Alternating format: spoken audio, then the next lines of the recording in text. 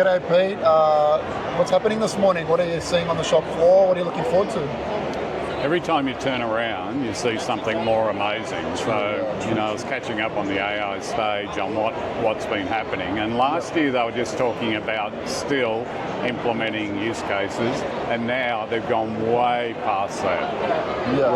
Right from introducing it, testing it, now it's implemented company-wide, and now they're looking at agentic.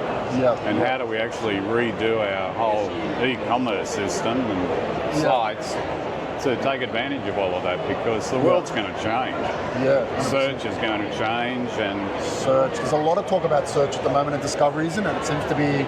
Well, on some of the stats I saw this morning, they were saying that traditional search will soon only be around 50%. I'm just here to learn. I'm just curious, but it's so different to last year. Last year I thought this is a big leap ahead, but this year it's a whole other world.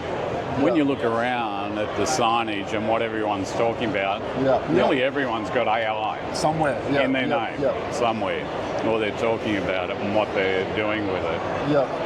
But it's more to the point where last year it was sort of a bit of a laugh. We've got AI. But now, everybody is using it. They're using it somehow in some of the products, some ways, in everything that they do. So their workflows, the way they present their product, it's all changed. Everything has some element of AI.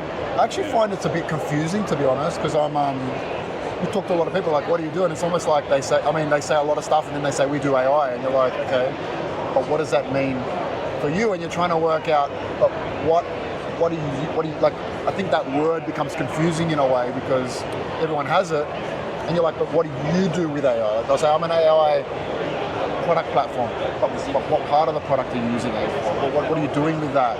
I met someone earlier who uses AI in the product creation stage. And they're like, we use AI for product. I'm like, okay, what does that mean? And then I figured out that it's not AI on site, it's AI in terms of actual product design. So I don't know about you, but I'm finding it a bit confusing to try to figure out what do that actually do. I'm struggling to get that out of some of the brands, to be honest. Yeah, it's really interesting you say that. And I was just in a presentation and this guy was talking. He said, it's fascinating right now because everybody you talk to says, they're in AI and they do this and they do that. And I saw this guy, he's now an AI influencer on LinkedIn. But 12 months ago, I knew the guy. He couldn't even find the fax machine. So it's just the way people are engaging now and just talking about things. But I think it's still difficult for people to explain, just like you were saying. I think people haven't refined. I think half of it is they haven't refined what they do, and then the other half is they probably don't even know where they're going yet. You know what I mean? Like, I think they're like, we're using AI and we're this company and we're doing a bit of AI in this space, so we don't know if we're this type of tool or we're that type of tool, or we've got this add-on which crosses over into a new space. And I think there's just a lot of tech trying to work out what they are and what problem they solve. And I think there's so much available and it's moving so fast that people are, like it used to be with e-commerce platforms, people are just saying, it's going to be different next week, so I don't want to invest in that and use that. I remember when we were saying, like, Magento's the biggest thing ever, you've got to get on Magento, and then now it's Shopify, right? It's like everyone's on Shopify, so it's like, it's moved. And then, Claude's come out and said, well now, I'll just take over your whole job.